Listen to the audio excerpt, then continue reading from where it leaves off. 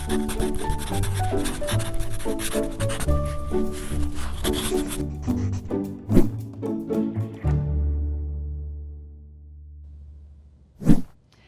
I'm Sarah Fry. Welcome to PaTTAnpod. Today's episode takes place at the annual Governor STEM competition, a competition that challenges student teams to research, design, and present a project that can improve the lives of Pennsylvanians. Joining us today to discuss the competition is the advisor from Pennridge High School, Miss Melissa O'Brien. Hi, Melissa. Hi. So, Melissa, for our audience members that might be unfamiliar with the competition, in your words, what's it like? So the Governor STEM competition is where students from around the state can design a prototype that improves Pennsylvania in some way. So it's a way for them to give back to their community, and they're also able to partner with a local business, so they get to make some connections there, and they have time to improve their prototype until they can create the best possible design. That was a really great summary there.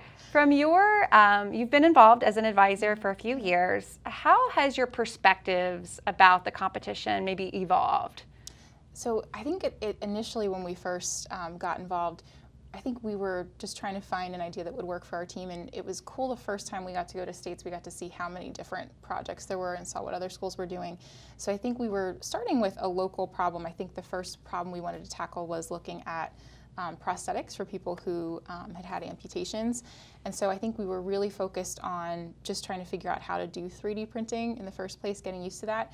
And then the more that we participated in the competition, I think we started realizing how important the partnerships were.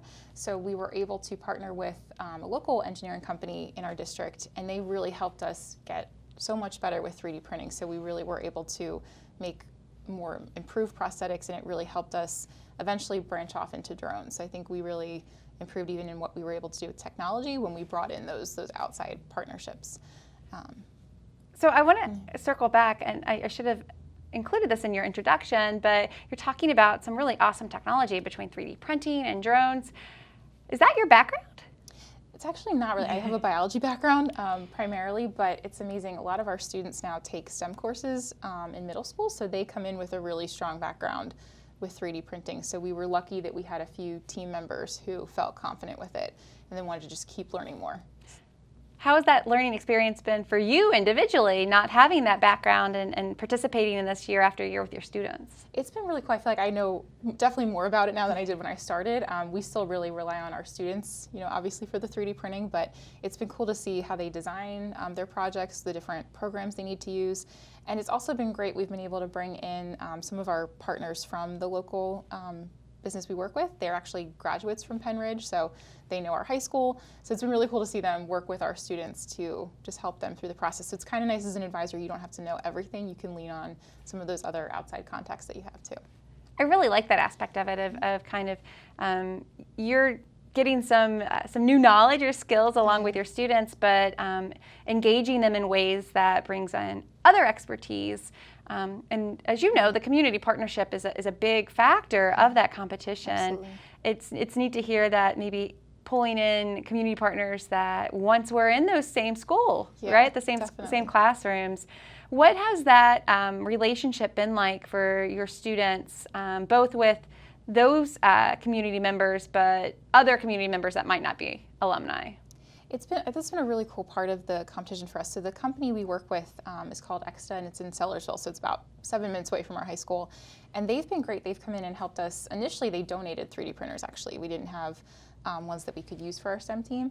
And then over time, they actually came in and did some lessons for our students on how to do soldering, how to work with 3D printers, and even how to fix any errors with printing. They would come in and actually show the students how to fix parts of the printer or get the prints just to be more consistent. So they really learned just a lot of skills from that interaction, but we've also partnered with just community members who maybe had a need that we could help them with. So one of our STEM coaches has a family member who lost part of a finger during just an automation accident that happened. So he came in and the kids got to just measure and fit him for a prosthetic finger. So I think they're just getting to learn about different people in the community. And the person we made the finger for also has a business, so they learn about that in the process. And I think just get even more comfortable talking about STEM to other people and sharing what they're doing. So you mentioned them getting to know different community partners and maybe building their confidence with public speaking or communicating. How else do you think that the competition has impacted not only the students that are on that team, but maybe your broader student population in the school? I think one of the great things for the students who are on the team, like you mentioned, they definitely get more confident with presentation skills. And we definitely get to see that. We're lucky that a lot of our students will stick with us for 4 years. So from the time they're freshman to a senior, we've seen huge improvements in just their confidence level. But the other thing that I think is great that we were working on today was even the People's Choice Awards, where students get to go around and see different projects. I think it's great for them to see just how creative all of the students across Pennsylvania are. And one of my students even said to me today, it's just so cool to see how different schools will interpret the challenge to improve Pennsylvania in so many different ways, and just getting to see that creativity, even at the high school level, they're doing amazing things. So one last question, I know this was unscripted, but this annual competition has been happening for several years now with that broader theme of improving the lives of Pennsylvanians. How do you build on that year after year? How do you take that in a new direction? It's definitely challenging to think of something each year. We've been fortunate. We've done a couple projects where we've tried to improve it each year, because we've had competitions where the first time we built a drone, it really wasn't flying the way we wanted it to. So we tried to continue with that. So the second year we did it, we totally kind of changed the design and really got it flying to the level we wanted. And then we could also kind of use it even for a different purpose. So this year we're doing pollinator drones. We've done just kind of standard drones that could fly really to be used more for educational purposes. So now we're taking that, and it kind of has that biology tie-in, trying to use it for pollination purposes. So I've just been impressed with how much the students have learned and how much they've changed their design. So we've been lucky. We've had projects that I think we could grow and continue to improve. So we've tried to go in that direction. But it's definitely challenging because there's so many things to address. So a lot of times I think the interests of the students kind of dictates what they ultimately decide to do.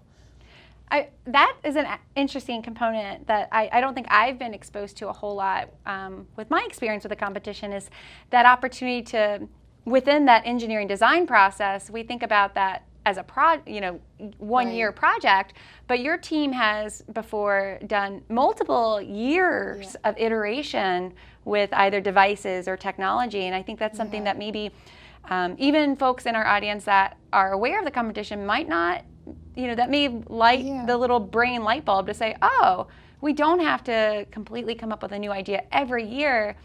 We could really dive into something that our students are fascinated with and continue to improve on that.